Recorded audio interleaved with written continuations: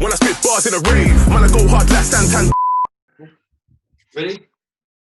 Yep. Okay. Alright, cool. Welcome everybody to Touchline Fracas. I am your host Daniel Soft, and I'm surrounded by bored people. My people today. What's up, Harold? What you saying, bro? You good, bro? You good? Bold, Yeah? gang. Come on. Si, show your boldness, friend. Don't try to act like you're not part. I'm shining. Yes, what's going on? And also, I've got on a pod. I think is this the first pod we've done together, Lige? Yeah, it is. No, this is the second. The first one was the third one back in 2014. Bruv, your memory is crazy. Right, so for those that don't know, this is my little brother Elijah. I'll tell you a little story about Elijah. Because Elijah, you write articles, right? Yeah. And your articles get a lot of fanfare when you drop them. And can you tell us a little bit about your first ever article? I think it's your first ever article anyway. Oh, which one are you talking about? The was it the Chelsea is better than United one or the Nani one? The Chelsea is better than United one. So Okay. Yeah, tell us about it.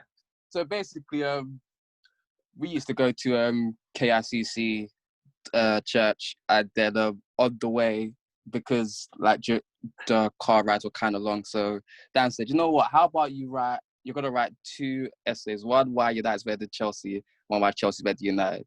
But then my brothers caught me writing the Chelsea is better than United one, and then they were all like, why are you making Elijah write all this PR stuff and stuff like that.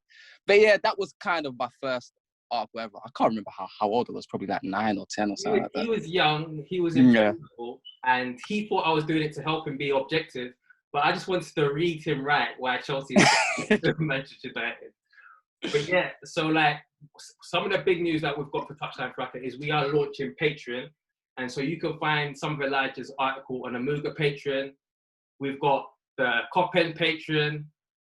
Obviously, we've also got now new to Touchline Fracas, Touchline Hotspurs, and we've got Si. What are you saying, Si? I'm good. Happy to be here.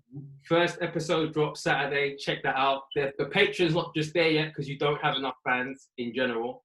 But That's so harsh. I know. We've got to kind of get them used to the Touchline ways, bro. Alright, cool. We'll get it. We're gonna start with Liverpool because you guys play today, Harold. So obviously you guys won. It's 2-0. You've won the league already. So basically, I think you're just trying to chase records, right? Yeah. So the max points we can get is 104 from our remaining games. We won today, so got how many more games left? 5 more games. Yeah. So that's all we got left to play for. We got packed in midweek against City. Yeah. With our drop boys playing. I wanted to be the one to bring that up, you know. You rubbed that for me. I'm sorry. Now go ahead. You go say it, bro. I just want to remind you got packed in 4-0 by City, bro. Well, let me ask you, who also lost to Southampton today 1-0? Oh, my days. You know what, yeah? That has been a reflection of City's season, man. Just hot and cold too often, man. They're not on it. But I think the game today against Villa was a good representation of how we've been throughout the whole season. Like, not entertaining, not like blowing teams away, but just enough, just doing enough. I think the 2-0 even flattered us. I think it was a 1-0 game. The chances before we scored, we had 1 shot on target. That was like the 70-something minute. What's going on? Villa had 2 shots on target at Anfield. So it's like... But Harold, do you care? Because obviously he's 30 years, bro. Do you know what I mean? So like... It's true. So you're right, what I'm saying? I just want us, because the season we've been winning non-stop. Like, I haven't seen a team that just wins. You could argue City last year or the season before, but just winning just over and over again. So I want a record at least, other than just the title. Oh, yeah. To add something to it, because people come with the asterisks. Like when Chelsea, I think Chelsea had, you man got 95 points, and then you got the least goals conceded ever in the league. At least you can say that. Do you know what I mean? Like, you don't want to just be like, oh yeah, we won the title, and then you want to back it, because this was like a drilling. Like we're 23 points clear again. Like it's mad. So oh shit, you're even 23 because lost again. Yeah. All right. So did anybody else watch the Liverpool game? Yeah.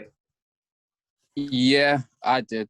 Were you impressed? And in general, have you been impressed by this Liverpool winning side?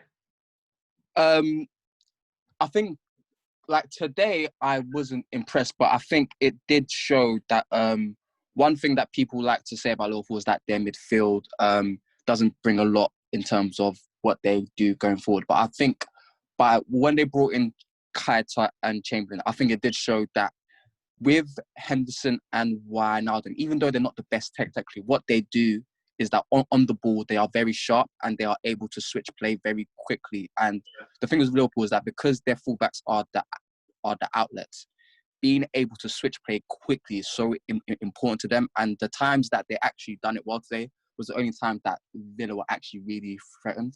So I think in terms with Keita, he likes to likes to have more touch on the ball. He likes to do more combination play. Chamberlain, he's more direct in terms of he likes to get the ball, pick up and drive straight or get it straight into the front men. Whereas with Liverpool, they love the switch of play to drag teams across and it creates space for their wide players. So I think in terms of that, it did show why Klopp has been playing with the midfield over Keita and Chamberlain. Do you think, though, Harold, quickly on that, do you think that maybe the reason why they look sharper with Henderson and Gini is just because they've been playing all season, you know what I'm saying? So perhaps if Keita and Ox was playing, then they'd be a bit more sharper, you know, it just could be rust. Well, yeah, no, that's not a bad point, to be fair. I think it's harsh on Keita to say that because I actually think he was probably the star man in midfield today.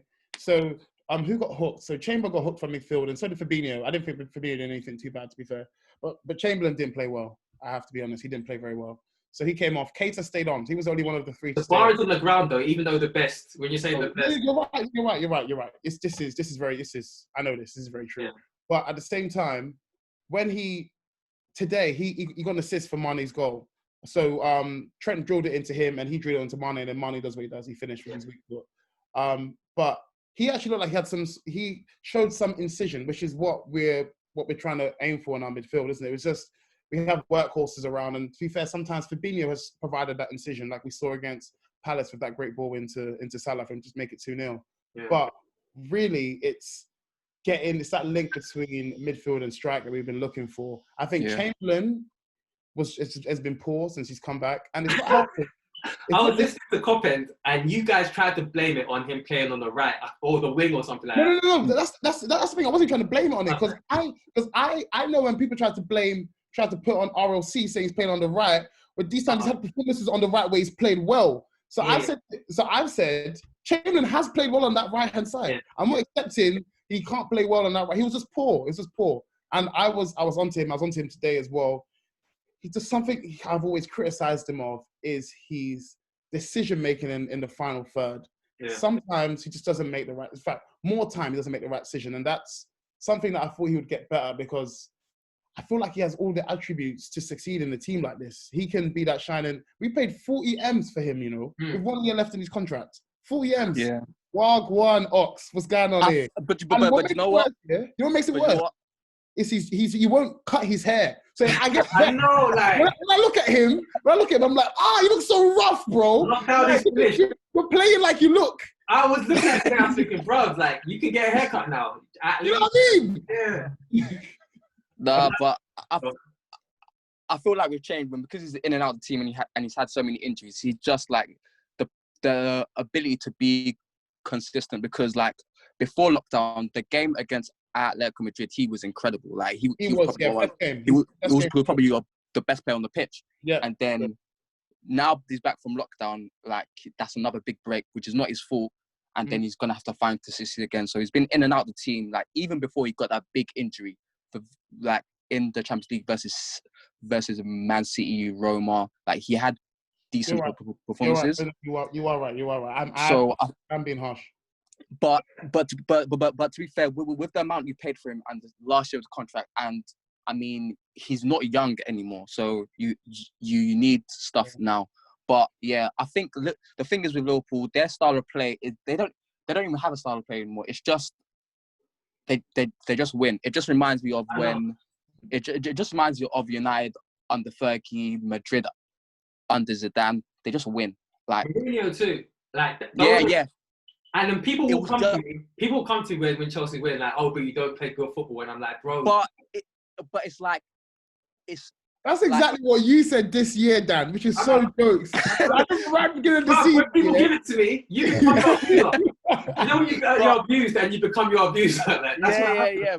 But You said at the beginning of the season, when we were winning, before we played Chelsea, you're like, nah, this Liverpool team can be had. And then we played you, and we were the second best team in that game, but we still won 2-1. I know. And you're like, you guys just win. Like, it's just... It's got respect. but the thing is, I think like it's just like you can't stop it. Like the only way to stop it is just for like a natural decline in terms of mentality, or just a team just come to an end. Like, But so I was gonna say, because City, obviously this season it's mad in terms of the drop off, 23 points, like I said, and it's like I think Sai, you mentioned it. Like this is a cycle that usually happens to the team, and I think sometimes mentally, like when you don't have that hunger anymore and it's been satiated, that's the type of shit you need to take you over the edge. Like Liverpool haven't played great in every single game, but the fact that they're like, this time we have to win it. We came so close last time. So then again, looking forward to the future, it's like, now you've won it, do you still feel like that's going to pull them through? Yeah, I think habits can go both ways. Like on the ascent to winning something, you build the habit of just basically getting the job done. We've seen City do it for 2 seasons, whereas before then they sort of struggled to put the results together, all of that stuff. And now we're just seeing that natural decline that comes with, okay, this group of players, they're all used to each other. Yeah. They're used to the systems, they're used to the ideology. And now they have all the accolades, bar the Champions League, to back up all the hard work up until that point. So I think what we're already starting to see is when they're faced with their sort of direct opposition, you can see they're up for it again, but it's just getting up for them other games. When they play Liverpool, they can slap them 4-0, but when they Southampton... Yeah, exactly. Cool. Liverpool might be the other way around, where it's like, now we're going to have to see whether or not they can just keep that. I want Liverpool to be top next season. I want them to be top because City raised the bar, Liverpool matched it, overtook them. The rest of the teams, obviously, will come to Man United now. No, not now, but we'll come to Man United later. But obviously, all of the teams they're in catch-up mode. Before let's continue on Liverpool. Obviously, we talked about some squad players. Origi came in, Cisco type hair and shit like that. I don't know what's going on. Obviously, like he's a fan favorite because of the important moments. But is it time now that you kind of kick on, as we talked about for next season? One of the things is a lot of people say once you win, you have to invest. Otherwise, you slow down because everybody's going to try and catch up. So in terms of making that progress forward, what would you hope for Liverpool in terms of squad adjustments? Well, we definitely, I think we've stressed this enough on our Cop-End chat as well. It's definitely the forward. There's a talk of whether we want a forward who can play across the front three as opposed to just a 9. I myself, I would like a 9. I like someone who's just a shooter, just gonna get goals at a ridiculous. Who's your first choice coming into? Who's your first choice? Don't worry about the first choice. Don't worry about the first choice. You're so nasty. Oh my face. I saw the slot. I saw it. So nasty. Yeah, he was. You know, the first choice was the guy who was slotting for us, but ended up you, man. Yeah. I can't get Harold. Harold always has a comeback. You laugh, and then you're just thinking, I know the clock's turning. Yeah, that's exactly what I'm doing. All right. So who's your choice now then? Boy, the market is scarce. So there's been talks about the pie coming in. He's someone who can do a job across the front three. Mm-hmm. There's a big money move which United have tagged saying that they're only going to move for 50 mil worth in Sancho. There is, I don't know who else. No, I'll leave it to Michael Edwards to. Yeah, that's fine. He's been doing a good job. He has been. Although a guy on our chat, Joe, would never admit to it for some silly reason. Your chat is bad. We have weird agendas, man. It's so strange. Like when you're winning all the time, you have to pick the weirdest agendas. It's weird, but I think as number 9, I would love a Laturo. To be fair, I haven't seen him play across the front line, but something like him will be exactly. So someone like him will be grand. My question to you is though, like even seeing Elijah's point about Keita coming in, Ox coming in, not doing it. Apart from improving your first 11, like, and I'll throw this out to Sai and Elijah, like, don't you think you're beyond the first 11 needs improvement too? Because Sai, Elijah, is there anyone out of Liverpool's first 11 that you would want in your squad, or that you'd want starting? Let's say starting. In terms of also, so someone not in their start 11 that I would want starting. Yeah. I mean, with the thing is, with this centre-back partnership, I'm not sure who's totally first choice. So if Gomez is first choice, then no one in their defence. I would definitely... Adrian, over De Gea? You know what? Hey. You're cooking. You are cooking. hey, you gotta remember, like 2-3 years ago, you had Karius in it. So just remember where you came from, bro. That's what I'm saying. That's what I'm saying, man. That's what I'm saying. But yeah, I think in terms of like second, I think the only one I'll really take is like Chamberlain. I think, yeah, I think Chamberlain's the only one I would really take. But that's just because of his versatility, and I think he can play across the line. He's direct. He's good technically. Keita, he's just a more technically secure thread. So I'm not really impressed. He needs to show more. He needs to show more for sure. Yeah, I'm not impressed at all. I mean, the past today, like really showed me like why I'm not impressed, because if he has the ability to do that, because that's like no one else. Like I didn't see that pass, like, because he fizzed it across the ground in the box. Like that's not an easy pass to make. So the fact he has the ability to make that, and he's mostly just taking touches and doing pretty pirouettes around the pitch. Nah, man, it's not enough. He needs to put more. It's not even end product with goals and assists. He just needs to have more influence on the pitch. Like take the team up the pitch, progress play better, and then maybe like we would actually see his influence. Maybe Liverpool might not want Thiago anymore because he would actually be doing his job. So yeah, I mean, yeah. The biggest problem with Keita is just that he needs more of a run of games, man. He needs to be playing more. I think outside of in terms of squad, sorry, I didn't mean to drop you to cut you off. Fullbacks definitely need some covering as well. Yeah. So yeah, I know Hakimi needs to be starting, but I can't believe more time they didn't put up a fuss for Hakimi. I can't believe Madrid would even sell him. I find it crazy. I guess they just love Carvajal. But yeah, definitely fullback cover, because Larouci is not the one. Nico Williams is looking quality. Larouci is funny. He's not just Larouci, you know. Yeah, he came on versus Everton, yeah, and I couldn't stop laughing, man. He's just funny to watch, man. Where's he from, though? What's his heritage? Is he from the Netherlands? I don't even know. He looks East African. Oh, for real? He looks like maybe he's from like Suriname, like where Genie and from. He has that kind of skin tone. But yeah, so yeah, fullback cover. If Keita can pull through, cool. If not, then obviously being with Thiago inside. Listen, anytime I mention Thiago to the Coppen chat, to Ellis, to Fahy, everyone's like, it's not happening. Like some sort of cult response. It's a cultish response. Like something's been discussed in that group, and like it's some cover up that's going on. It's not happening. Fahy says that as well, yeah. Fahy, Ellis, all of them. Just trying to shut down any talk. Because you know what, I can't reveal too much, but you can find out how far he really feels. Go have a look at our chat on the Discord. Okay, all right. Have a look. Yeah. Everybody join the Discord. That's little segue to join the Discord. Obviously, we've got all the different chats with Coppen, Chelsea, Touchy. We're all in there. You can just discuss with us, and obviously you can find out that there. Side quickly on Liverpool squad players.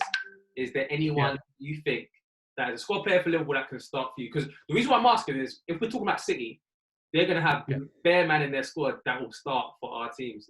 I think the expectation, I'm guessing, is that when Thiago does eventually come in, because I think that deal is pretty much nailed on, Wijnaldum is going to upset the cult by saying that shit. But go on. No idea what you're talking about. Those are the views of Sai and Sai only. So Wijnaldum would naturally be the one to drop to the bench, no? Okay, and you'd want him at Spurs starting, yeah? Yeah, I think he could do the job, man. Because we've got bodies in there, but I think we're trying to replicate yesteryear of having two proficient guys who can both harry harry other teams as well as play the ball out. And like I feel like Wijnaldum can do a job in that. He's a good versatile player and has the engine to get up and down the pitch, which is something that we're still sort of searching for that dynamic. We've got Sissoko, but he can't play a pass to save his life. So you're in a bit of a rock and a hard place with guys like that in your team. So Wijnaldum will be the guy. Harold, would you take Grealish? Because you played against him today. Lige, I would want your opinion on it after, because obviously he's linked with United. Yeah.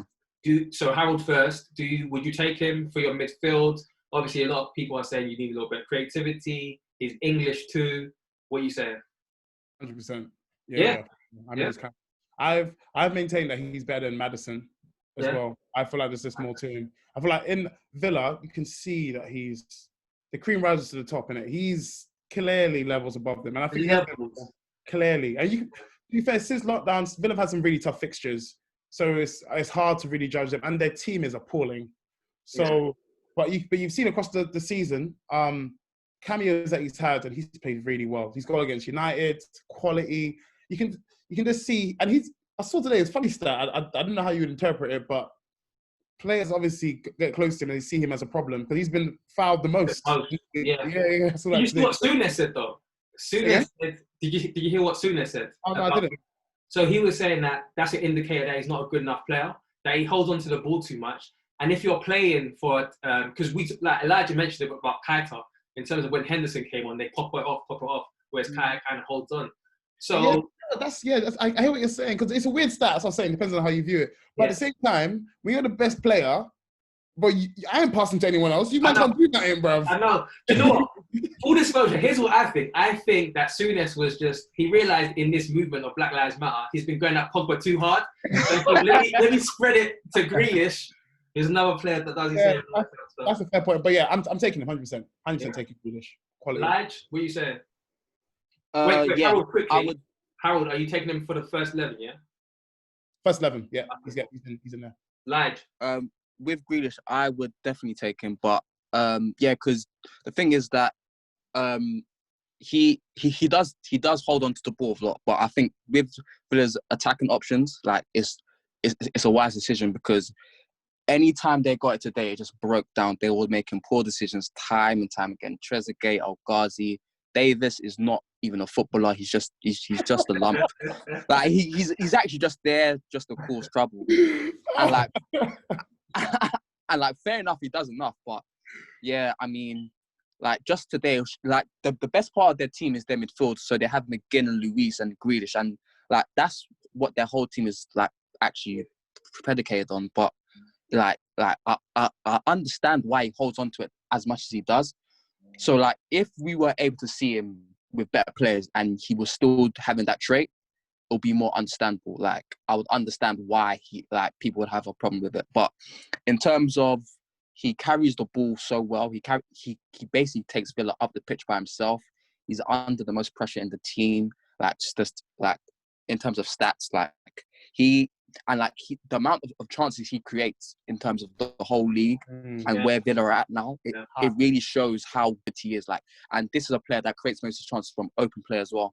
So, like, he is such like to be able to have that in your team. Like with United right now, the great thing about having a Grealish is that he might not always get in the first team, but as you can see from each game we've had, whenever we've taken our first 11 off, the drop-off has been ridiculous. Like, we've gone from Pogba and Bruno to Pereira and McTominay. Then we have James coming on. And the drop-off is just so extreme. Whereas with Grealish, we have someone there who can challenge you, who could be a first-team star. But if he's not performing as well, we still have someone else. And that's the perfect player to have. Good, because you see with Liverpool, like, they have a great 14 or 15 players, and then their squad after that is not as great as it is. But if you have a great 14 and 15, at the end of the day, you only get 3 subs or 5 subs right now. So if you have a great 14 or 15 or 16, that's perfect. If you can keep them fit, then that's all good. Yeah. Exactly. Okay, cool. Harold, what I want to use you for now is, because the rest of us, obviously, we're bums. We're chasing for full place. I think so. I'm not sure. I didn't even ask you about Grealish. Obviously, you can't call it. Don't chime in. We're chasing for shit, man. But obviously, because you're over, and you know what? I hate this place that Liverpool's come, because now when I hear people are saying, "Oh, we're in this stage of Liverpool's evolution. Now all we need to do is spend 80 million on the defender or whatever." So basically, what we want from you, Harold, we're going to discuss the different teams, and then after, I just want your view of how far away you think this team is, like kind of considering signings as well. So let's move on to United. Obviously, United won 5-2. And obviously, when you won, Chelsea hadn't played yet, so it was putting pressure on my team, because obviously it was the first time. Was that the first time you've been in top 4 this season, like? Not the first time you've been in top 4 this season, but first time in a while. I couldn't tell you, but I think it's the first time since the first day of the season, I think. Yeah. So, because obviously that's when you like beat us 4-0 and shit like that. Yeah. So obviously, Rashford scored a penalty like usual. Yeah. Onto the stats. Non-penalty goals is a thing. Of course. Obviously, Bruno scored as well. Yep. And then, what time is it, Laj?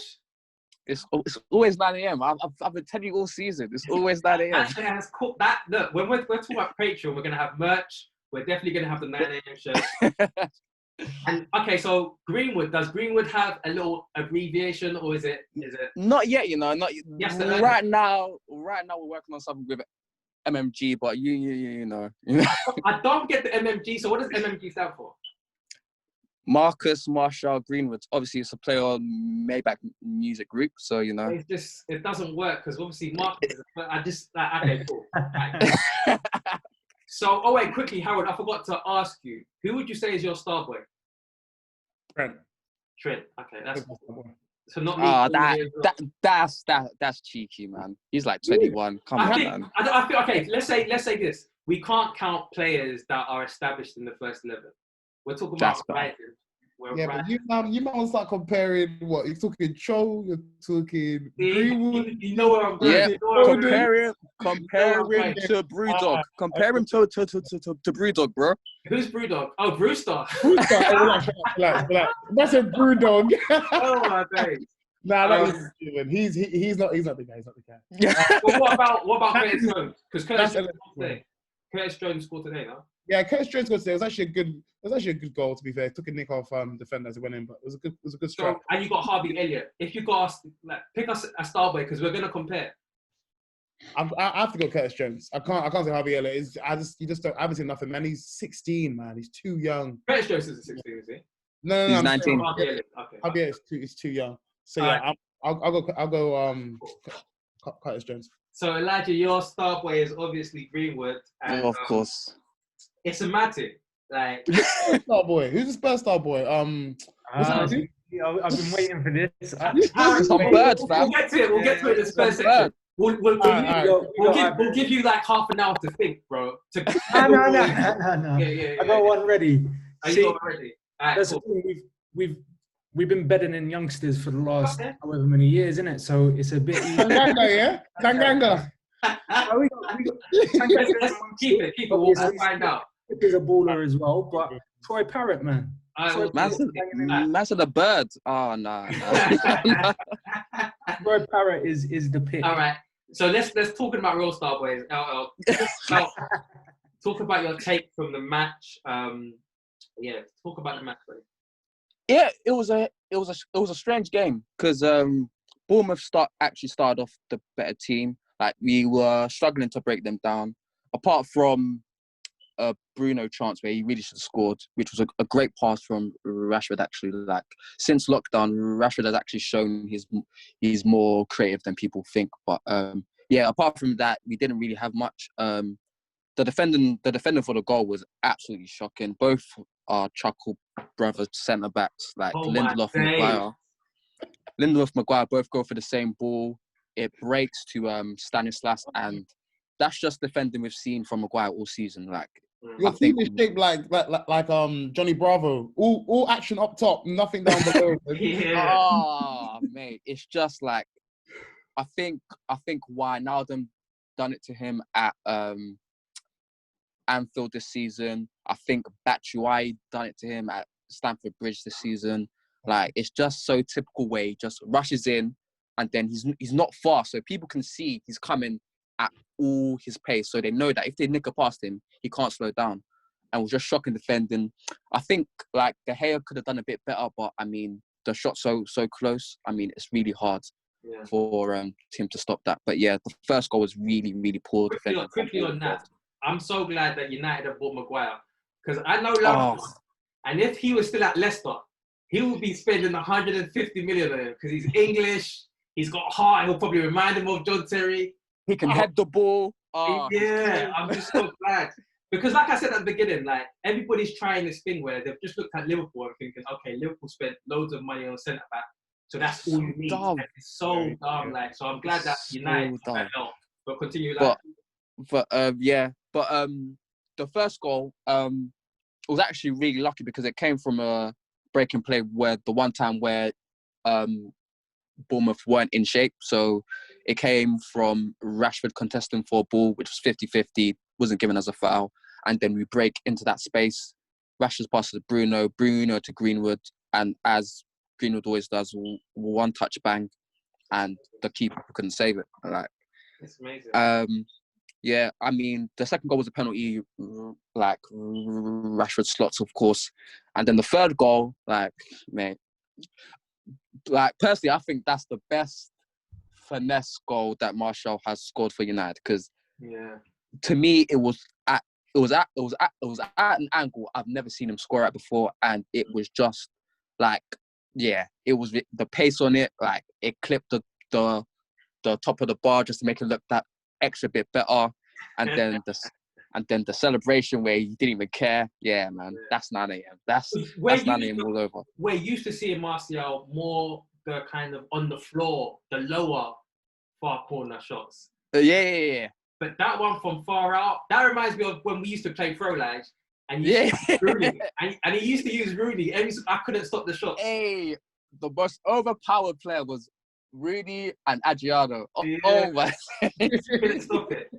But that the thing is that with Martial, like the great thing about him is, and the reason why I think I really prefer him up front is that with him being out on the wing, you expect him to be more involved in the build-up play or the approach play. When he's up front, he can be quiet and then he could just produce a moment of brilliance. Like he doesn't need a second chance just to score. Yeah. Like there's been games where obviously he's missed that one chance, but he's able to create magic out of nothing, and I think that is a quality that's needed up front, because I don't think he has the intensity to play out wide either. That's what like, when you said that, that's what I thought. I was like, actually, when you're playing up front, you're not expected to touch the ball as much. And active, so it might be a good fit. Yeah, like it's always made much more sense to me because he's better with his back to goal. He's much better with his back to goal compared to Rashford. He loves the ball in tight spaces, and like his finishing is just very clinical. So I think it's positions that suited him. Obviously, like there's stuff that he needs to work on in terms of like having a variety of movement, like back post, like hanging out on the edge of the box, near post and stuff like that. Like just runs, like just being sharp in all facets of movement. Yeah. But man, I mean that goal was just ridiculous. And then the penalty, which was like the first half started ridiculously, where Maguire plays it into. That was comedy. That was mad. Do you know what? Yeah, I think you know what? I think Bournemouth deserve a penalty for a touch being so bad that it went out for a corner.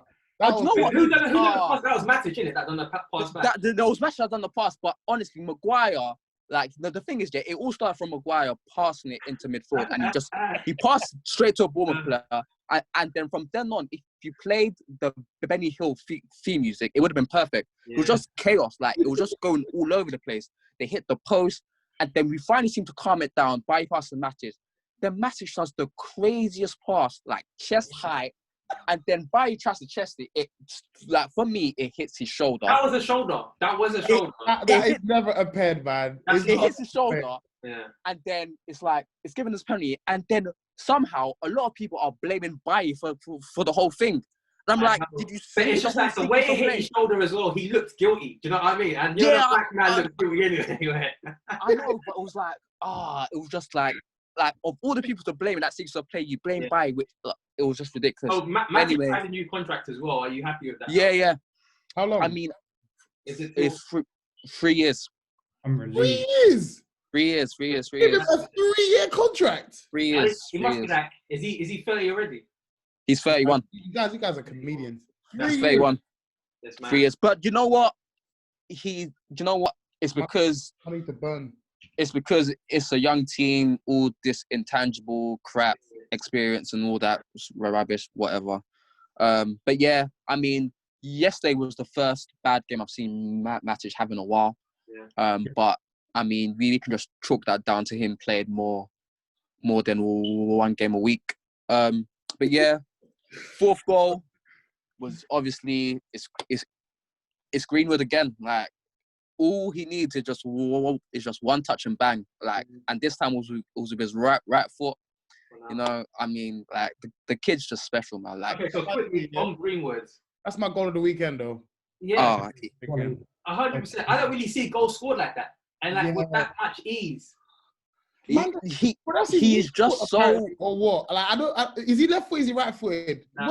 So he is left footed, but the strange thing about him is that I think when he was younger, he must have missed a penalty with his left foot, so he just decided to take from now on. He takes penalties with his right foot, and then with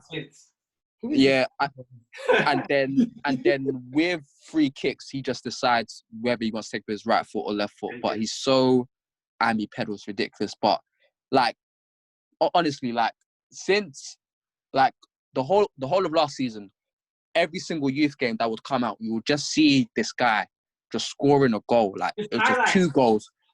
A highlight reels of worldies, but then you look at it and you think it's youth level, so there's still that question mark. Yeah, but then it was like he's 16 years old, and I'm like, I've not seen anything like this before. And like, it reminds me. I remember seeing Sturridge at 16.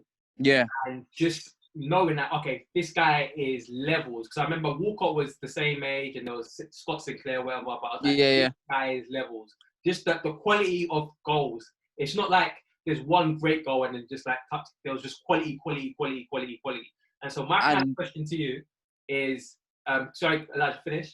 Yeah. So it was just like, even when he went up to under 23 level, he looked very comfortable. And this is at 16 years old. Yeah. So it was like when people were doubting whether we sold Lukaku, and I'm like, this Greenwood guy, like if he actually played games, he would be so good. But I understand why Solskjaer said, you know what, he needs to develop, like in terms of getting used to the men's game. Like at the start of the season, you could actually see like he would try some things and he just couldn't pull away from the players to get the space to get the shots.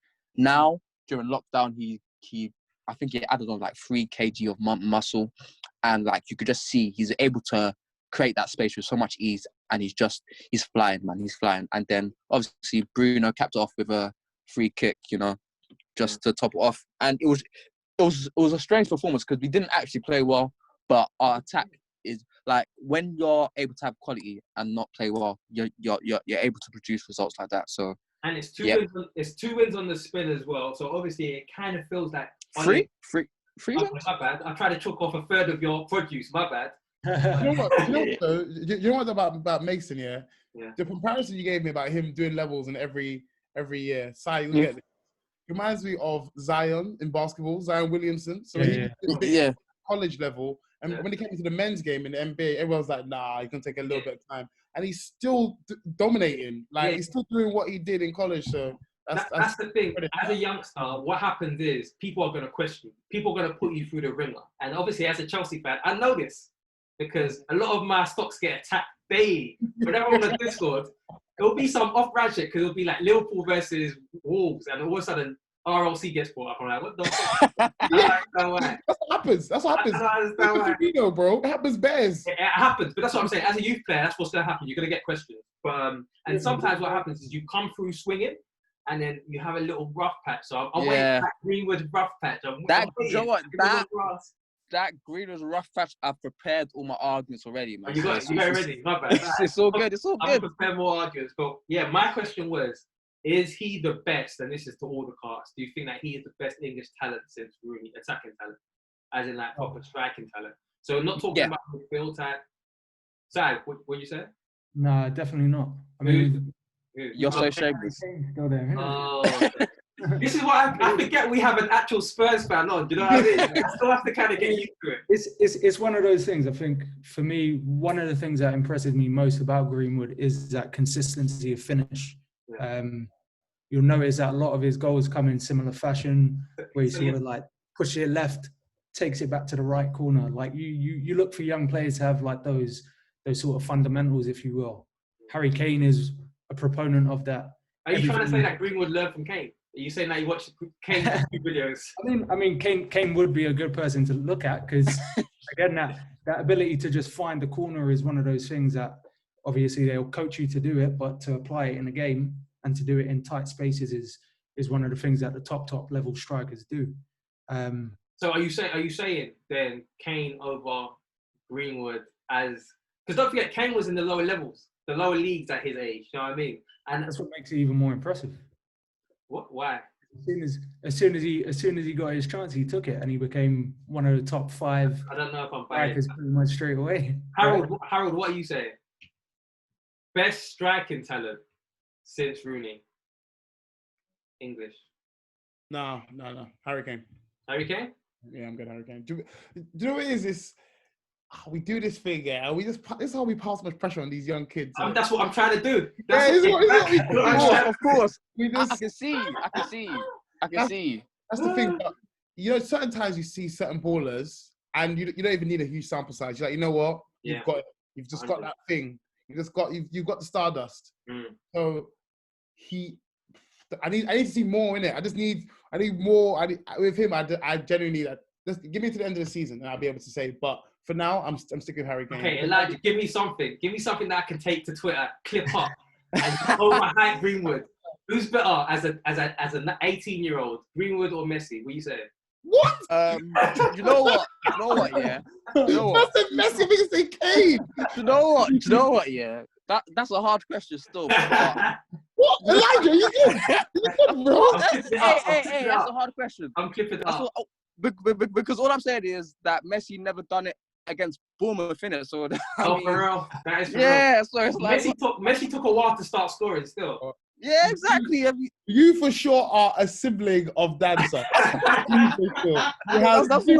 You have zero shame. Messi is Bournemouth. Get out of here. Like, you look at it, Bournemouth, Brighton, Newcastle, Watford, like, don't... Yeah. Speaking like, don't say yeah. Don't say yeah. Don't say yeah. There's no yeah. Let me not put my name to it. I don't agree. But, nah. This is some Champions League side. Nah, but I think in 2 years, like, fingers crossed, there's no bad injuries. I think Greenwood at the World Cup, I mean, that's just, like even by next year in the Euros, who knows? Could be. Who knows, man, like. So like this... Green was, sorry, my bad. Green was part of No, that's fine. Or whatever you want to call it. Get your name sorted for the next episode. But right. I've been seeing lots of tweets talking about how many goals they've scored altogether. Obviously, yeah. 20 goals for Rashford, 20 goals for Martial. Yeah. And obviously, we're talking to Harold right now. So Harold, I said, in terms of Manchester United, bridging the gap. And then if you look at, I think people are trying to use Liverpool as the blueprint, because I think you can't really use. I know that obviously City lost, like they're 23 points behind Liverpool, but you can't really use City as like a blueprint because they've just got quality all over. Like they're almost unattainable. Like, but with Liverpool, it's like there ain't no KDB. You ain't. Yeah, you know what I mean. But so like Liverpool with Salah and Mane and the kind of wide attacking goal scorers, it feels like Man United are trying to do the same thing. So how far do you feel like Man United are from being proper challengers to you next season? I won't just say Man United. I think that the whole 4-3-3 has become the new 4-4-2 in it. So a lot of people play the front three. So like even at the beginning of the season, Arsenal fans were talking about Lacazette, Aubameyang, and Pepe coming for shameless. Shameless. But this is why we want Elijah to talk about MMG or Nah. I've never, because that one was disgusting. Because even Emery, yeah, he tried it. He tried to copy Liverpool because he tried with Guendouzi, Torreira, and Xhaka. He makes me sick. He even makes tried me with sick. like the African as well. Like, it's like, Yeah. let me get Pepe or Aubameyang instead of what. He makes me sick, man. But go on, Harold. In terms of United front three, you know what they really need. I think Rashford is maturing, and I think I've seen that. I think he's realizing he used to be the young boy, but now he's like becoming one of the older lots in the front. Statements. Yeah. So and he's played a lot of minutes. He's played a lot of games, So he's definitely got experience. So I think the main person to look out for is Martial. If Martial's on it, if Martial wants to be a serious gunman, wants to be a serious 9, then United's front three is a force to reckon with. But I think it do hinges you on have a serious 9? So like, if we're comparing, you've talked about Firmino and the kind of questions. Yeah, no, you're right. But we have our forwards. I can't really call them wingers. So our left and right forwards are. It's hard to compare them to because it's weird that we have both of them in the same team. I know, it's unfair. Exactly. Like they are. So I can't really compare them to. Do you know what I mean? Because we're just blessed in that sense. We have very good. So there's players are so good that people often have polls as to whether who's better, but they're in the same team, so there's no really need to choose. So I don't want to pin that against. I feel like that's where Man United fans are getting to, and we've got the podcast "Make United Great Again." I see them smiling. I see them. They might have to change the name. Them guys think they're great already again. Nah. Do you know what? It won't reach that. It won't. It could in the future. Don't get me wrong, but not next season. Definitely not next season. It's too soon. It's too Lad, soon. what are you gonna say? I think with Martial, the strange thing about Martial is that people are saying how good of a season he's had this season and stuff like that. But I mean, I think for me, this is just what Martial would a season Martial would have if you just play him a lot.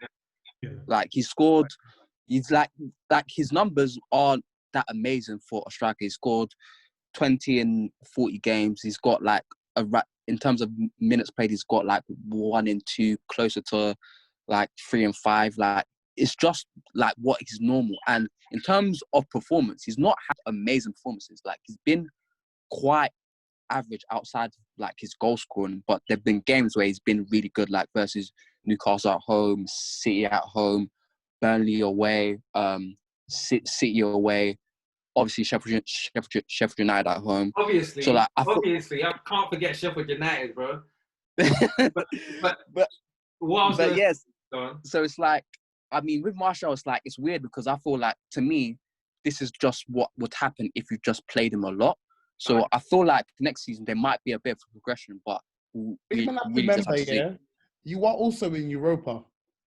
So a lot of these goals have come from you guys playing, how many games are there in Europa? 75 to 80 games per I mean, most of Greenwood's, I think a lot of Greenwood goals have come in there. You man are out here in Baku scoring hat-tricks.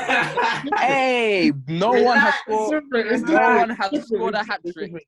No, it's the Europa League. I mean, I think Martial scored like 3. Yeah. No, I'm not gonna lie. I'm hating. I'm that much of a hater. I actually know the breakdown for the Europa goals because I went.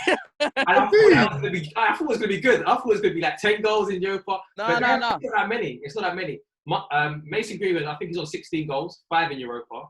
I think Martial has 3 in Europa, and obviously Rashford. Like, I'm on to Rashford because he's just a penalty lad. Really, the penalties. He's not a goal scorer like them. He's not the same level. But that's coming to wrapping up the United section. Obviously, they're linked to Sancho. So if they do get Sancho, that's another high-level player. And it's like, you've got all 4 of them. Then who is that's the perfect? If you're talking about... Where does Greenwood play? Is he a winger? Is he a striker? He's a striker. He's a striker. So if Greenwood is a striker, are you saying that he is understudied to Martial? So, like... He can't be understudy. I'm sorry. Like, honestly, generally for me, in like 2-3 years, he could generally just outstrip Martial. Because for me, in terms of talent, Greenwood is so clear of Rashford and Martial, it's ridiculous. For me, in like 2-3 years. Messi levels, we know, bro. We know.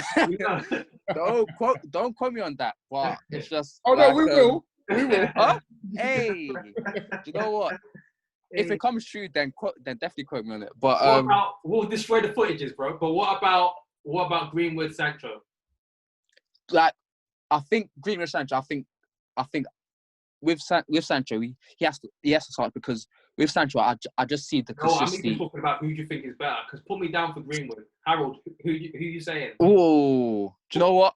Oh, Greenwood, Sancho. really? Oh, you're As saying in Greenwood over projection. Sancho? Ready? Put me down for Greenwood, man.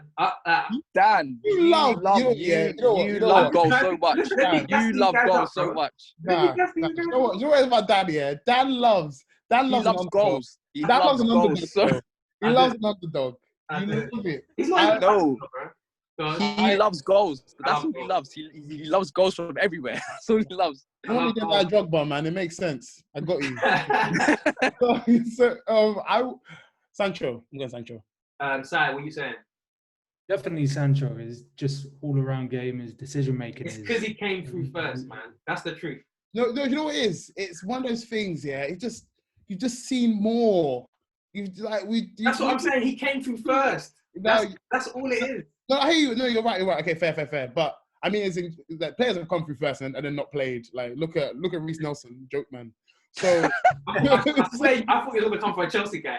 No. Hey, there's too many of the Chelsea, man, but it's cool. I can't calm down, man. But yeah, no, it will be. I think it will be a slight disrespect to say not Sancho after he's been doing bits. He's done bits, and he's done unprecedented bits in terms of the numbers. Don't forget, so many players have passed through Bundesliga, and he's done better than most of them. Do you know what I mean? It's and output. That's in what Europe, consistent output. That's Decision making's ridiculous. But man. then when it comes to goal scorers, Elijah, he knows me obviously.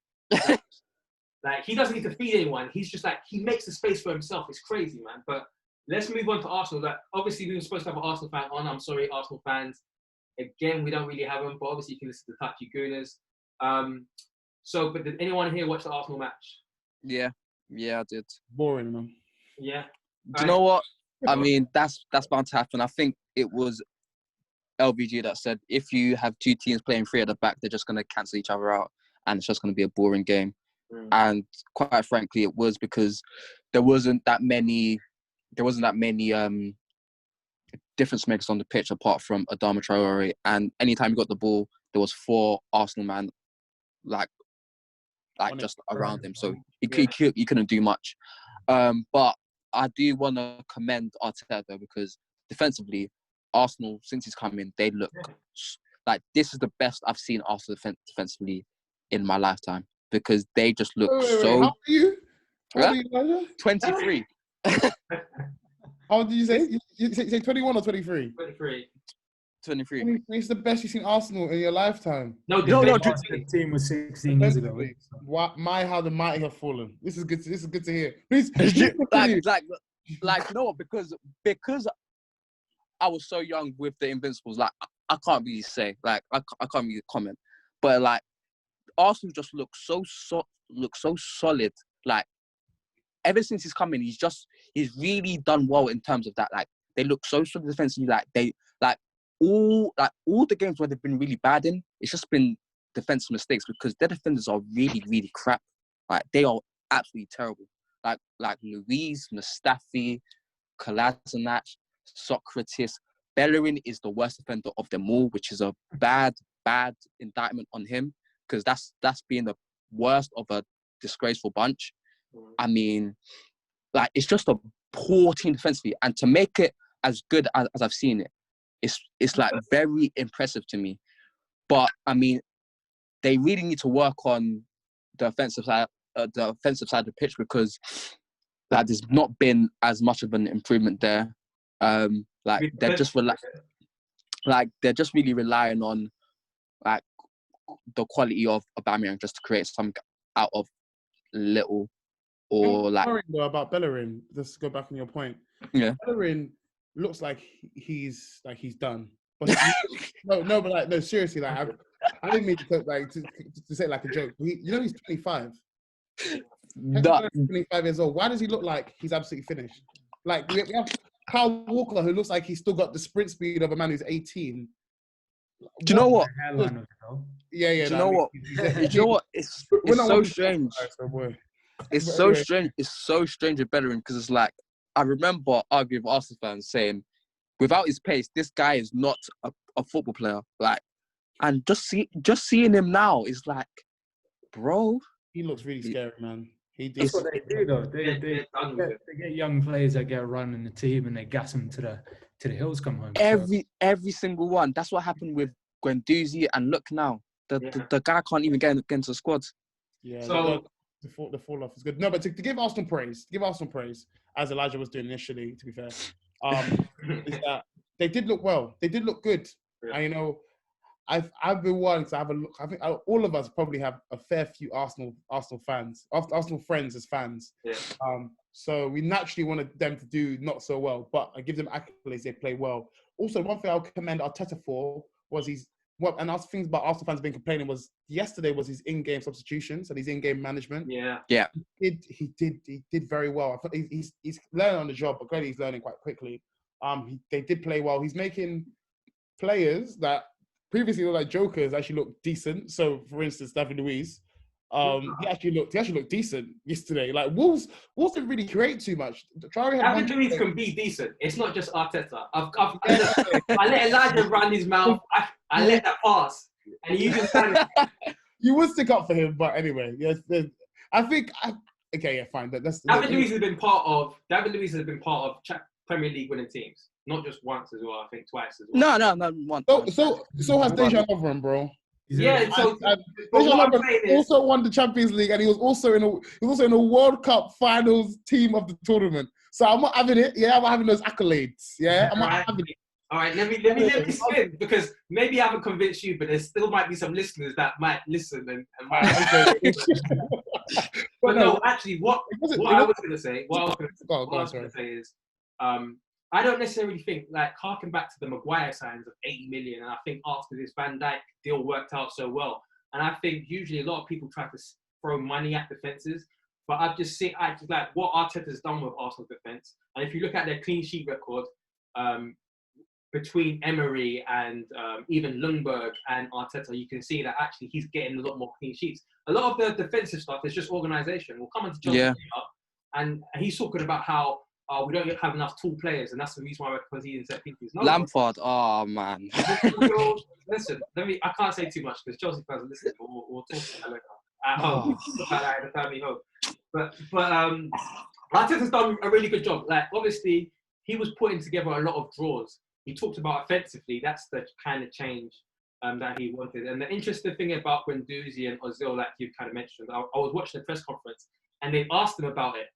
And you know when managers don't want to speak too much, he goes, "Yeah, there's nothing new in the situation." And I love it, man. No, I love it. I'm a bit confused though, because it went from pre-lockdown, Ozil being like reignited, like this is to the most like the techiest player. Nothing happened. Obviously, COVID happened. Obviously, goes to lockdown, football comes back. Suddenly, he's not in the squad anymore. But what it makes perfect sense. What happened is Ozil during lockdown, he was just busy on Fortnite. He comes back, he's lazy.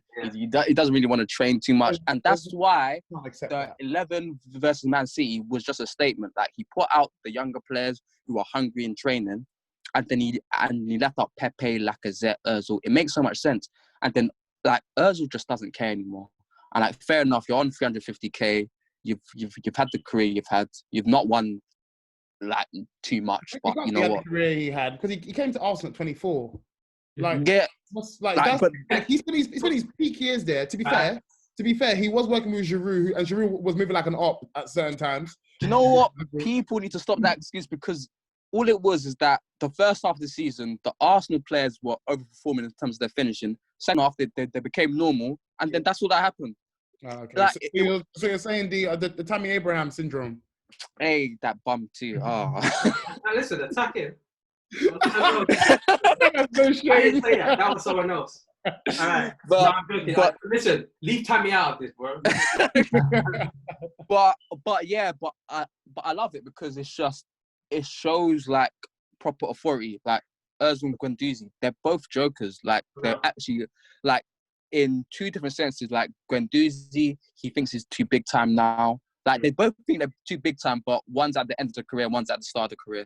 and you just can't have it, especially with Arteta, because he's a young coach, and you can see that he wants experience. That's why he's getting Cedric and Luis and Mari. That's why they were linked with Thiago Silva and like all of these experienced players, because to me, it feels like he knows that he lacks experience in that side of the game.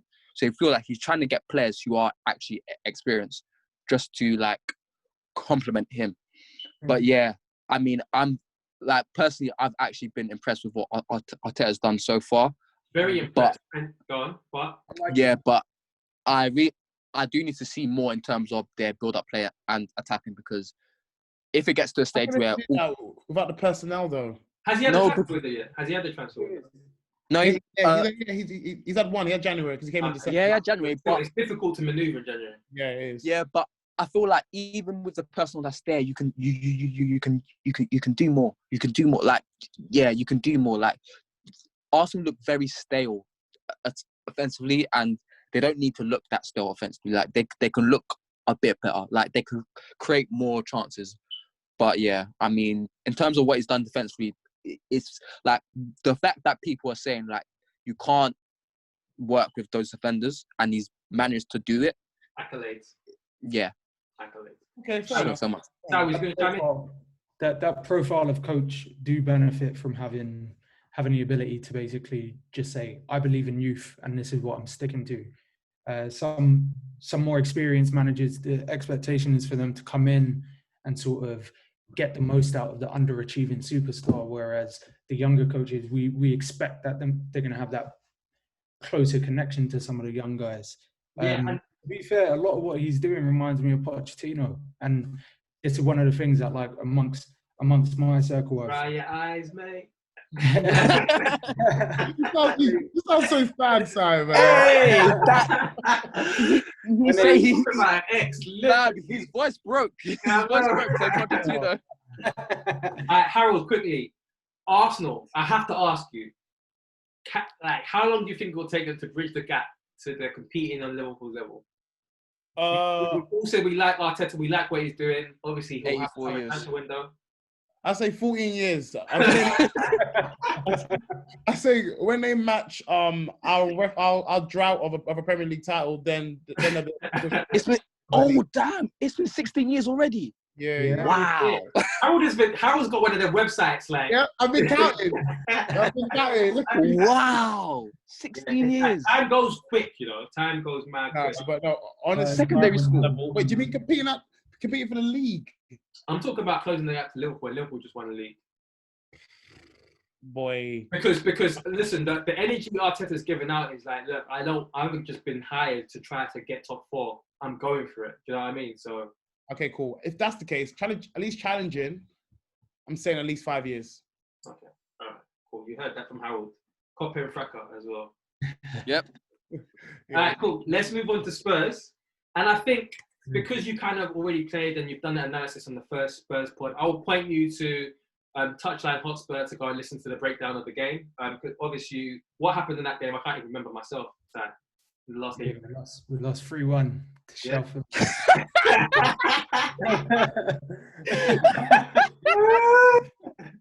I'm here for all smoke, though. I'm here for all smoke. Don't get it twisted. Oh, man. I'm so glad you have that manager now, man. Oh. That's what I'm saying. So, like, you've got Elijah on here. Wait a second. Am I the only one who hasn't had Mourinho manager side? You're the only one that didn't have to recover from Mourinho. I had twice. Oh, we went back. So, Sai, are you a fan of Mourinho? Let's get your kind of opinions. Are you Jose in? Look, how long has it been? It's not even been that long, but I'm already asking a question. Are you Jose in or Jose out? So obviously for me, when I heard Poch was leaving or departing or whatever, I went straight into the group chat when I heard the rumours, and I made my stance clear, like. And I've had to retract it a little bit. I went balls to the wall. I said, if Mourinho signs, I'm not renewing my membership. I'm not going to games. All of that stuff.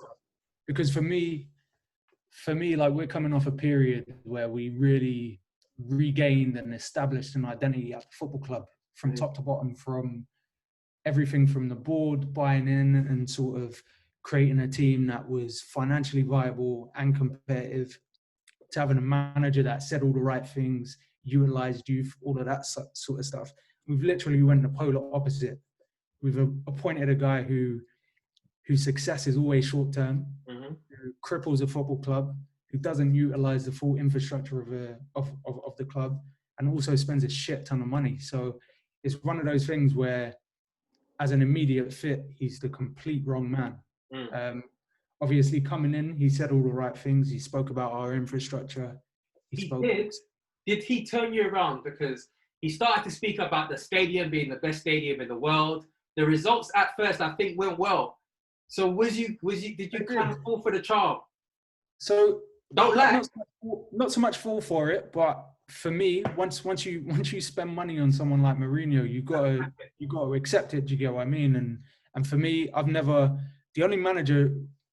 the only two managers I'd say really started to rub me the wrong way were Redknapp and Sherwood, and both of them have very similar like threads when it comes to Mourinho, where they make everything about them. It becomes the Mourinho show. It becomes the Redknapp head out the window on transfer deadline day, and then Sherwood, for some reason, gassed himself about his win record that wasn't actually all that good.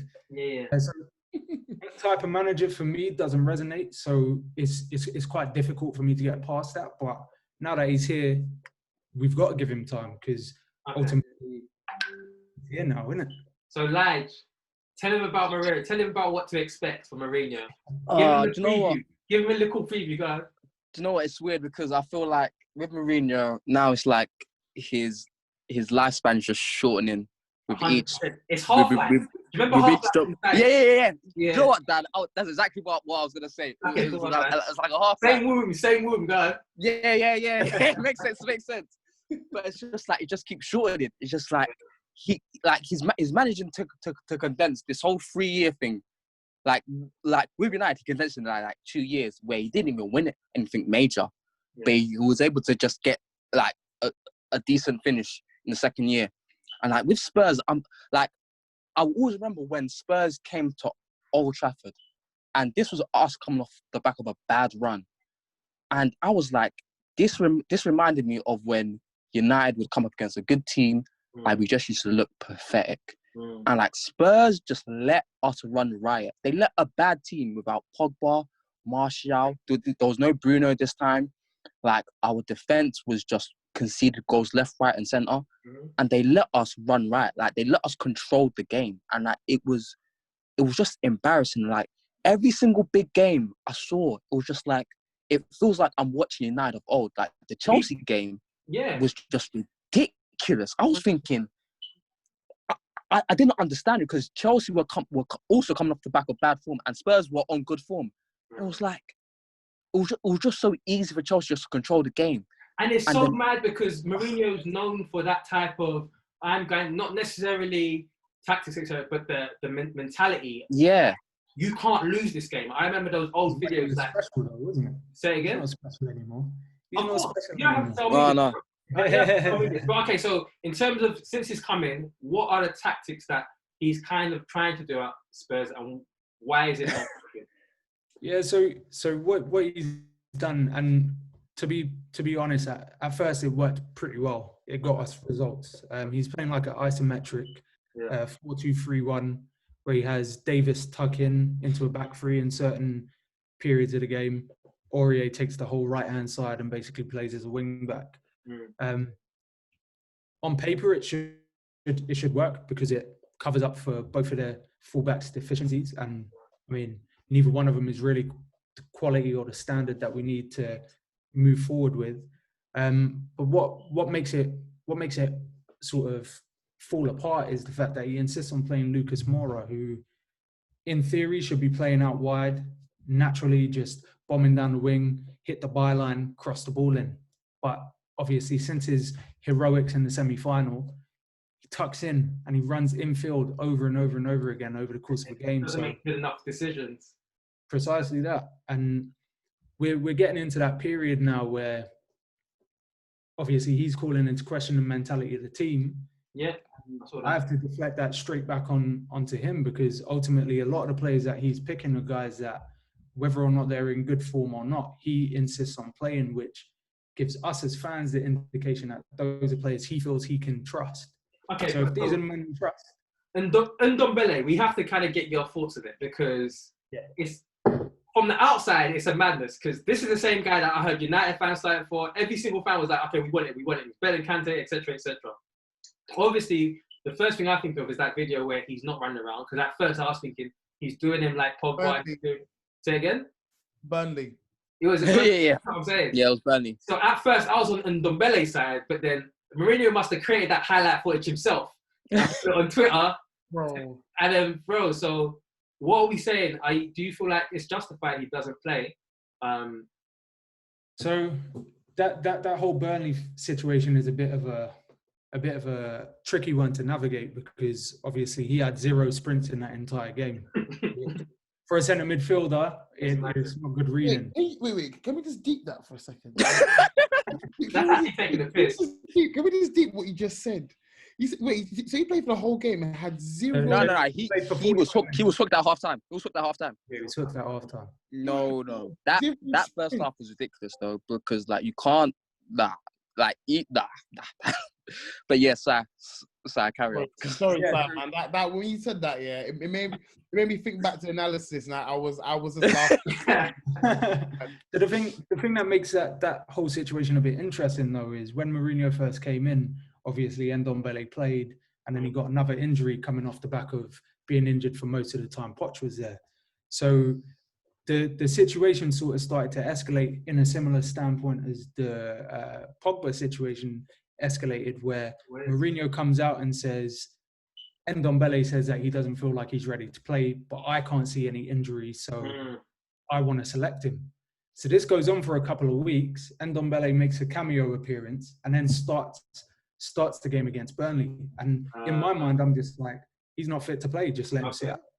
Okay. So again, we're starting to see these things play out way sooner than we're expecting. 100%. And ultimately, Ndombele is the missing piece for one of the biggest tactical issues we have in terms of actually creating and progressing the ball in attacking phases of the game. And my man's getting 20-minute cameos in when we're 2-0 down. So, in that situation, you were saying, him saying he's not fit to play. Mourinho saying that, I see no issues with you. You should be playing. Who do you blame in that situation? Are you saying Mourinho should just not have played him, or are you saying it seemed like quickly because the same thing happened with, if you remember, Eva Canario, the physio at Chelsea. Yeah. That whole situation was Mourinho was forcing Hazard to play. Yeah. And at that point he went down, but I think he wanted to waste time, so he said stay down. But the physio wanted to go and treat him. So Mourinho kind of puts people's their health and their physical things above. He's just like, no, if you could. He's seen other players, like we've heard stories of Suarez like having like blood all over his toes but still playing.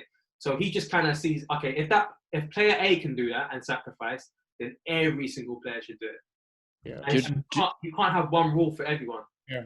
Do you know what's so funny? If you remember when Mourinho came back to Chelsea with United for the first time, we lost 4-0. Smalling played through an injury, and if every single goal, Smalling was at fault for that, and he made Smalling play through that injury, and that's. This is a Mourinho support group. This is Mourinho's stories, like. Yeah. Hi, my name's Elijah. I can tell you a story. Look, like that game, Bailly went off injured as well. Smalling was horrific, and it was just he will make players play through injury. Yeah. And it's like he'll try and intimidate them to do it as well. Yeah. They don't want to do it. The worst one I've ever known is even with Smalling and Jones, they both had knee injuries, knee ligament injuries. And then he was saying, if they are proper players, they will come back and play in this game. This dead rubber game versus Arsenal, where we weren't even looking for the league, we were just looking for Europa League. And it's like, oh, what the hell? It's crazy. He is Hollywood. You hear me?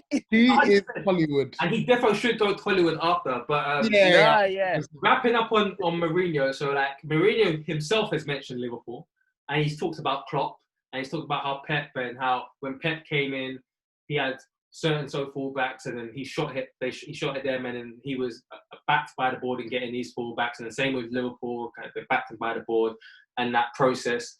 Obviously, we've just had a kind of support group, so I don't think, Si, you're probably going to see him as like their long term. But Harold, what are you saying in terms of Mourinho saying he needs time? Mourinho saying he needs time and he can get there. Do you know what's funny about Spurs here? Process?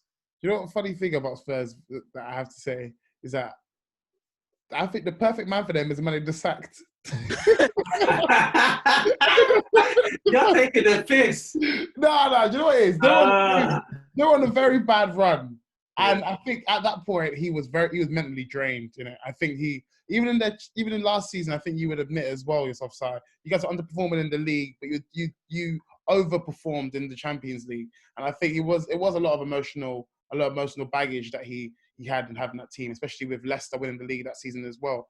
So, but Mourinho, I feel like Mourinho will only regress your team. And for the reasons of players like taking stances they can prove to him that what they're saying is not a lie. Like they know their bodies better than anyone else.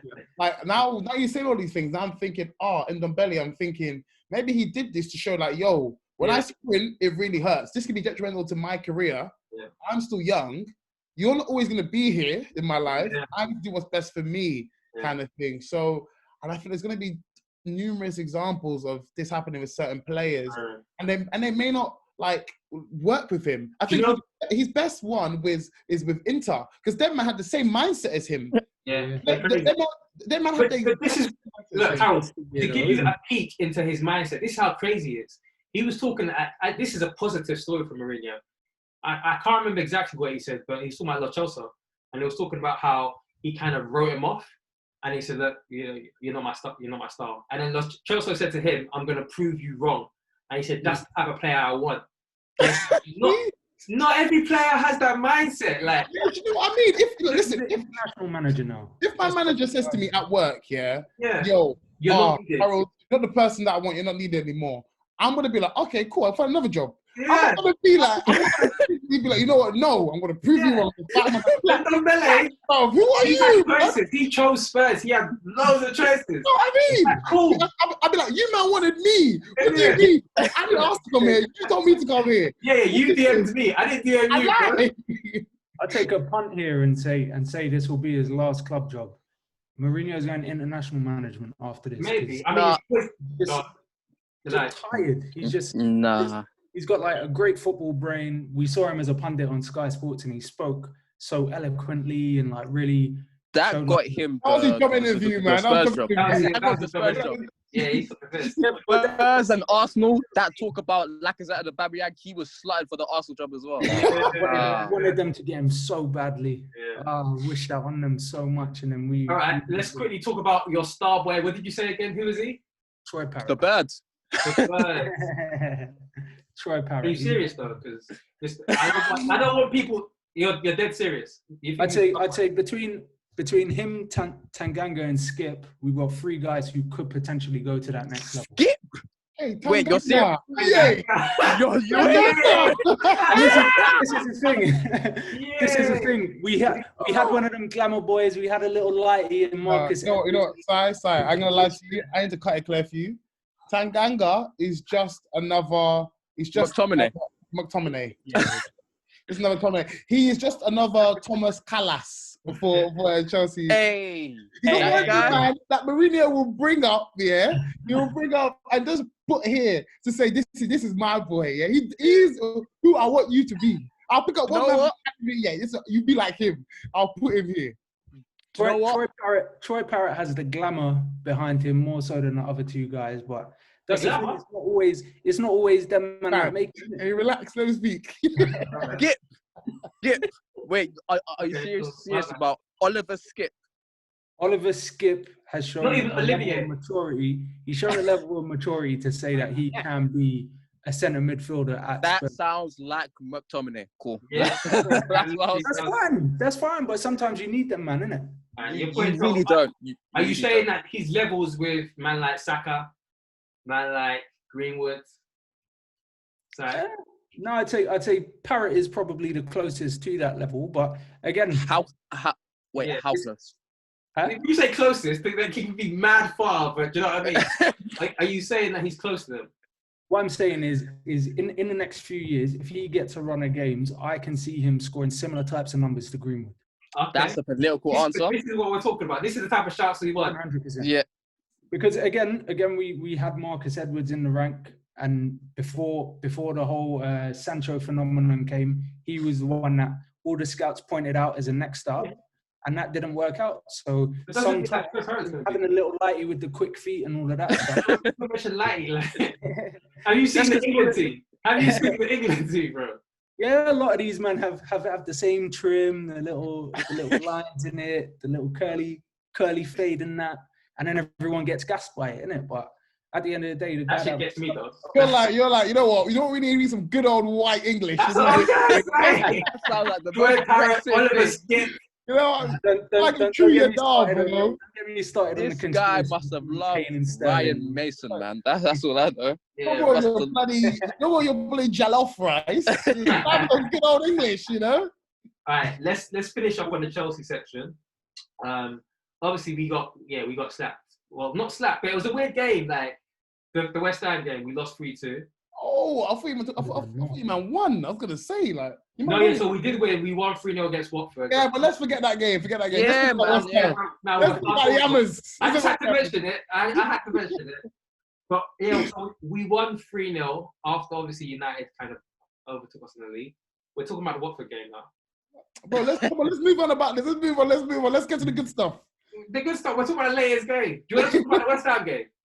Yeah, let's talk about the West Ham. Let's talk about the West Ham. Let's start there. West Ham, again, like I mentioned earlier, Lampard, like it was set pieces where Joker's from set pieces, and the weird thing is, ever since the kind of lockdowns finished, you can see that Lampard's got one eye on next season. So it's not just playing for top four this season; he's shaping the team already. And so we've seen Kante now playing anchor. We've seen Zuma. Obviously, we're not seeing Jorginho no more. Like even in the last game, Kante got injured. Billy Gilmore came on. So whatever's happened there, we're not seeing Jorginho anymore. But also, we're seeing. Do you know what, Dan? Yeah. The more you mentioning him wanting to be like Klopp is ringing in my head more and more. Yeah, 100%. Because you can't have Klopp. The thing about Klopp is, and Pep as well, no passengers. Everyone has to do mad work. So 100%. I see that. I get it. So, but Jorginho's not a passenger. I know implicitly you kind of might have put that in there, but let me just say. I did. But one of the changes he's had, it looks like he's like a lot of people that during lockdown sat down, they've watched back the matches, they've studied it, and he's made a decision to kind of sell Zuma, and so Zuma doesn't play. But the only thing is, ask any Chelsea fan, Zuma is our best centre back, and it seems like he's trying to raise money, and the only interest in one of our centre backs is Zuma. But why do you think they're only interested in Zuma? Because he's our only good centre back, and like aerially, like he's clear from all of our other centre backs. So coming to West Ham game, Zuma wasn't playing, and obviously West Ham are a rough and ready team. So set piece wise, they like Antonio. Apart from set pieces, obviously set pieces they scored 2 goals, and Antonio was just bullying our centre backs, and Rudiger was a clown. The goal that one of the goals that Antonio scored, like Rudiger dragged him down in the box, even with VAR. VAR was going to get back to it to give him a penalty, but Rudiger said, "No, I'm going to let you score in open play." So we got slapped. But one of the reasons why we got slapped as well is that Lampard does this thing over and over again, where like he's not happy enough with winning. He has to win with the academy. Do you know what I mean? So we're back from lockdown. We start winning. He's dropped his boy Tammy. Giroud's playing, everything's going well, and he's like, fuck it, we're winning, let's try and add Tammy to the mix. So he adds Tammy in the West Ham game, and we're like, Tammy is good, asterisk. You know about asterisk, Harold. He's good, asterisk, you know what I'm saying? So, You're nasty. no, Tammy's good, isn't it? Because Chelsea fans are listeners, I've got to carry on. Tammy's good, however... No, wait, no. Let's go back a second. What do you mean Tammy's That guy stinks, man. No, thank you very much. What do you mean he's good? You heard me say asterisk. Wait, no. Tammy's good, isn't it? No. Because you went to the That guy. close side, it's your turn as well. Give me examples of other strikers you would say are good. So I'm gonna let's say, can you say Tammy is good? So tell me other strikers you say I are said good. Tammy's good, asterisk. I'll tell you who's good. Okay, go on. So obviously Giroud is good. Yeah? Tammy is good, asterisk. Can you see what I'm Oh saying? wow, that That means he's not good. Just say he's okay. You can't say He's okay. he's This is what I'm saying. No, but to do it right, like the Chelsea Twitter mafia are on your back. Like, no, I'm joking. Like, no, the reason why I say this is not. I'm not. I think the reason why I say Tammy is good is because I think a lot of people underrate him and a lot of people overrate him. I think he does a decent job for a Premier League side, and I think at Chelsea he could be a backup striker that comes in, an academy player, etc., etc. And I said at the beginning of the season, look, the problem is when you put all your eggs in the Tammy basket, and this was before he scored those goals, I said, if he scores a few goals, you only find out a player's hit rate over a season. Yep. So I said, what happens if he scores a few goals and then we have to learn through our whole season that he's not the one, which is actually what happened. And if you look at it, at the time, a lot of people were saying, Tammy has to play because there's no other viable option. But kind of like what Elijah mentioned earlier with Sancho, it's like, if you're not playing, not Sancho, Greenwood, if you're not playing, then people don't really kind of figure, like, people just think you're not there. So all of a sudden, Greenwood's playing, and now people are saying, oh, how do you fit Sancho in? But people weren't saying that 2 weeks ago. And it's the same way at the beginning of the season, everyone's like saying, if Tammy's not playing, who's going to play? But there are players there. And I think there's just been this academy bias like that has been kind of rotting our team. I think it's a big problem because if you look at Billy Gilmore, and again, Billy Gilmore, you guys are letting me sing. Like, you guys letting me go out Chelsea just saying that. Yeah, of course. You love this. Keep going. But Billy Gilmore, again, he's a good player, but then Chelsea fans and like the whole management, they just want to take it to a whole nother level. So like Billy Gilmore before lockdown, there was 2 games, the Liverpool game and the Everton game, where he played good. He wasn't man of the match. Sky gave him man of the match. Yep. Everybody gave him man of the match, and it's like they're just egging it because he's an academy player.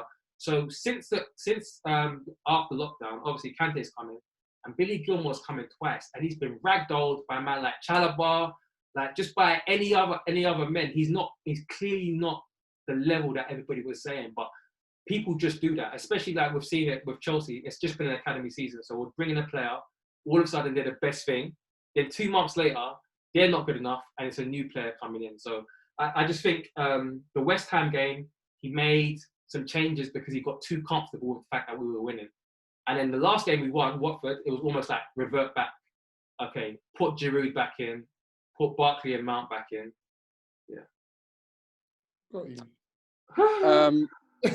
I have to get off my chest.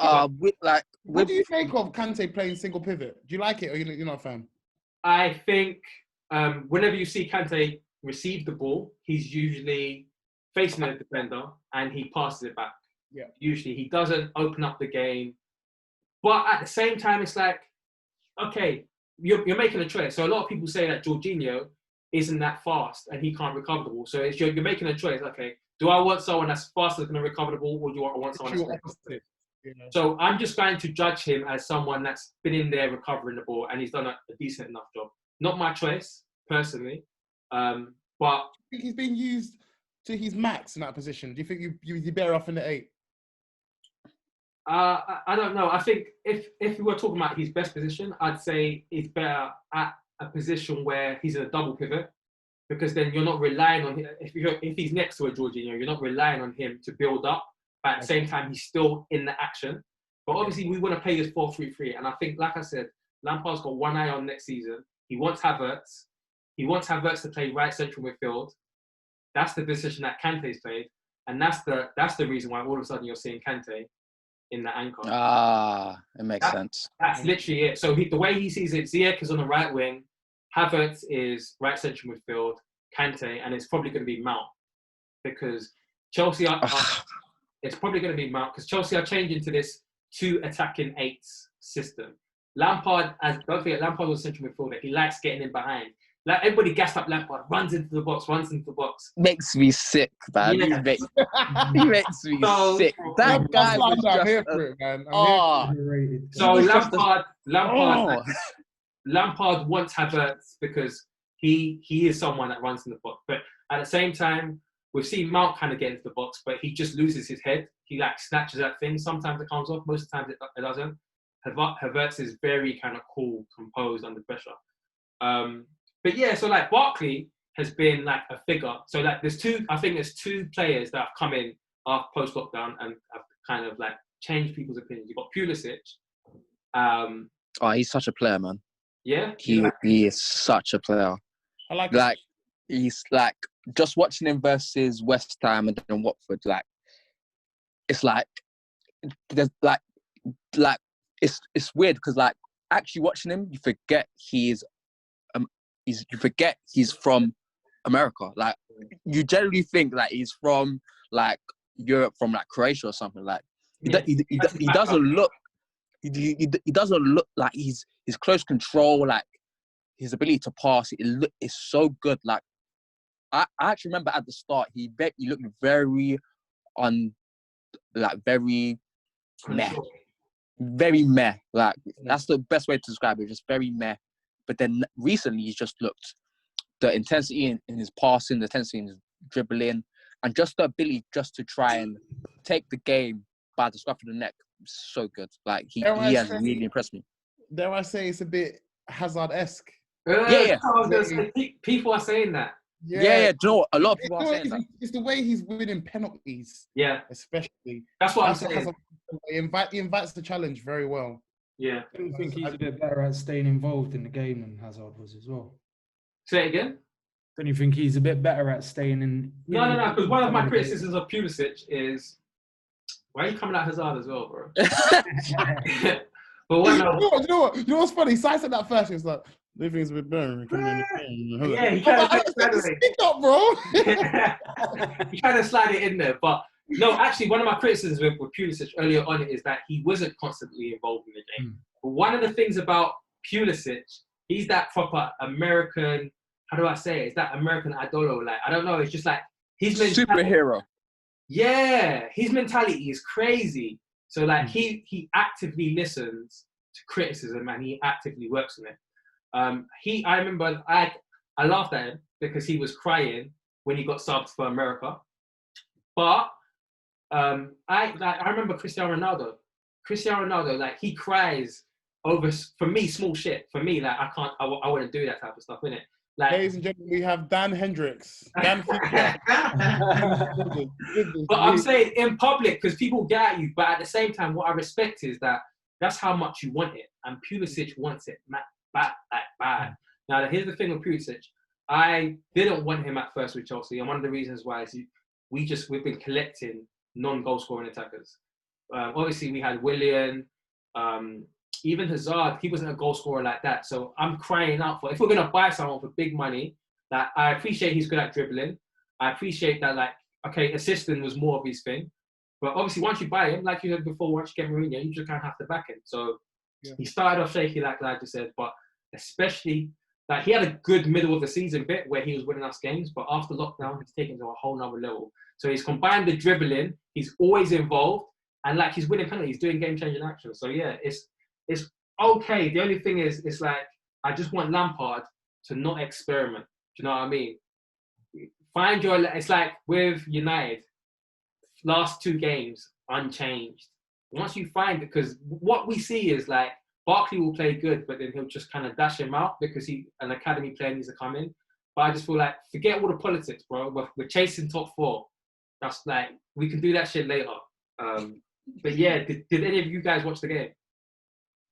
The Watford game? Yeah. I did. What do you think? I mean, I switched off at half time because I'm not trying to see Chelsea win so comfortably. So yeah. I mean, just watching this Chelsea team over a season, it just reminds me a lot of how we used to feel about like Arsenal. Like with a Chelsea team, it used to be there was just a mentality there. There was just an intensity there. But with this Chelsea team, they're just very soft.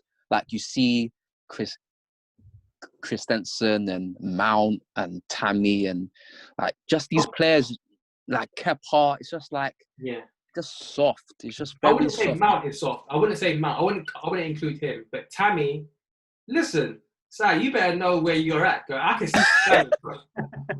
But the thing is with Mount is the thing is with Mount is just like he tries to do a lot, but it's just like I feel like with Mount, he's like a decent player. He's like a good player. Like I think he could be a good squad player, but that's not the level that Chelsea are at. Do you know? But do you know what with Mount? What I think you'll see is I think Lampard sees him as his project, and the fact that so many superstars came in with Lampard, and a lot of people said that Lampard will sink, and then he kind of rose. I think Mount. That's why I don't like Lampard. He loves the story, and he loves the story, and you can see it because he wants Rice because he reminds him of Terry, and he wants Abraham up top because he reminds him of Drogba, and actually Cole likes Chilwell, so he's trying to almost recreate that. And I just wish that he could just have his eyes on the prize. This isn't the longest yard. Like, you know what I mean? And it's like when it comes down to story, man. This is what I'm saying. If you're competing with so many other teams, and maybe I'm doing a disservice, maybe he's not thinking about this at all.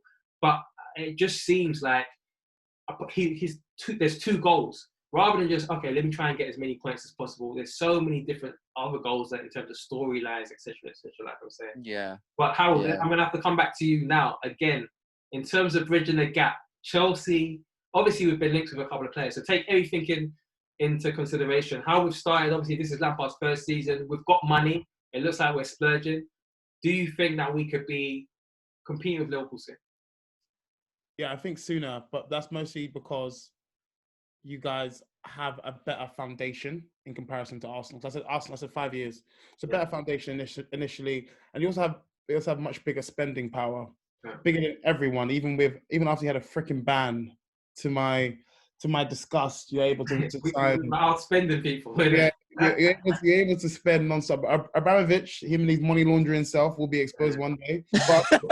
But until then, he will fight on. So I say for you guys, I'd say 2 to 3 years. I think it'll be much sooner. And for us, that is fairly indicative of this Chelsea under Abramovich in himself. They never go too long without challenging for the trophy, for the Premier League, and that is a quality that, even though he goes through many managers, it's clearly like a portfolio that he likes. It's successful, exactly. Yeah.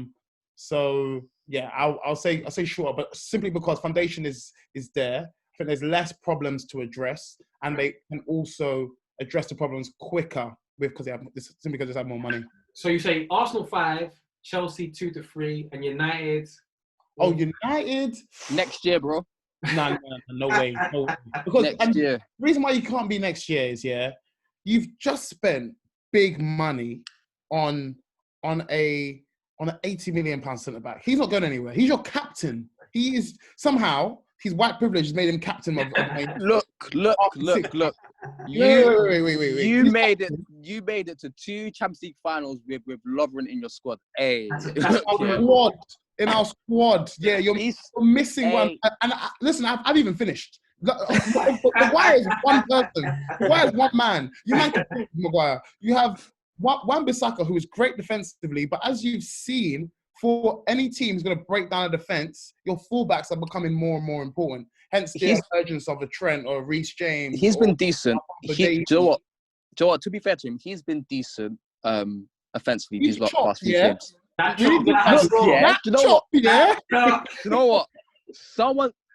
If anyone has watched Avatar: The Last Airbender, the fact that people said he tries to earthbend while he's dribbling, that's the best thing I've ever heard in my life. he tries to dig up the earth when he tries to dribble, and it makes me So you have Wan-Bissaka, who can't do much going forward. He's great going back. I will never get him at that. You have Luke almost called him Luke Average. You have Luke Shaw, who is bang average. Yeah, he's just not the one. Luke Average. Luke Average. Pod title Luke Average. You got Lindelof, who is still on his 5-year project. You have Bayern, who just can't seem to stay fit, and when he does, he's so rash. What is up with black defenders and them being rash? He is one of the best defenders I've seen in my life. I don't care. He makes my life whole. That performance like versus Chelsea this season. I remember. Yeah, no. Okay, you say that, but the problem is because he's so forward-footed, he will do that with every tackle. Then he'll injure himself, and then he won't be able to play against the next team after he plays Chelsea. at the end of the day, you just have to think positively, and that's all you have to do with buying it. On top of that, then you have David De Gea in goal, who is he's questionable at least, and I think, and I actually don't see, even though you got Dean Henderson coming back, who I actually do believe is a quality goalkeeper, I don't believe that Solskjaer will drop David De Gea next year. I don't think it'll be next year. So you have your back five still needs some work there. So and No, it's you just just gone off. team. You beat Bournemouth 5-2. Yeah. Why are Bournemouth scoring 2 goals? Why? Huh? Why The are thing is, Bournemouth scoring? At Bournemouth lost to Newcastle 3-0. Newcastle, Almiron, Joe Linton scored. Hello. At the end of the day, Go on, last word of it, like, and we'll end the pod. at the end of the day, you got to remember the progression of Liverpool, innit? Like, Oh my at first- days. you got to remember Liverpool. You're not asking. You got to remember the first. Look, I'm gonna be so shameless right now. You got to Oh remember my the progression God. of Liverpool. At the end of the day, Listen. you Okay, if you talk about Liverpool, I'm going to be 17-18 Liverpool next year. It's going to keep outscoring. exactly. That is what I want. What do you mean? We came 4th that year. You I just want the title. I just want some excitement in my life. That's all I want. Okay, All I want is some excitement in my life. Cool. Let's wrap up. So sorry, Dan, to answer your question. United, I'm gonna say the same time as Chelsea as well. Same time as Chelsea, man. All right, cool. But Chelsea a little bit further. Nah. Okay, forget. I'll edit that shit out. United and Chelsea, and City, they man just spend for days, man. So. Yeah. All right, cool. All right, so thanks for having. Sorry, it's good having you. Obviously, definitely check out Touchline Hotspur. Harold, a pleasure. Oh yeah, Harold, your YouTube channel, bro. You got a YouTube channel. Plug it, man. I do. Oh yeah, let me. If I wasn't allowed, can't lie. Okay. I have a YouTube channel. It's called Lord Harold's. Search it. It's go on my Twitter. You can find the link in there. Check it out if you like. Yeah, man. Obviously, Harold, Elijah, you got anything to plug? Articles or just a Muga Patreon? Yeah, just a Muga Patreon. I write an article whenever United play a game. Just a brief catch up on what I think was most important. But yeah, that's all. So, all right, thanks for listening. Don't forget to use the hashtag and all that type of shit. We've got Patreon coming out. Obviously, this is going to be on YouTube. We've got Discord. We're doing bits. We've got Touchline Hotspur. So obviously, we need support too. You've heard our audio issues, all right? If you want better audio issues, you better kind of get your hands in your pockets and shit like that. All right, cool. Until next week. When I spit bars in a rave, man, I go hard like Santan.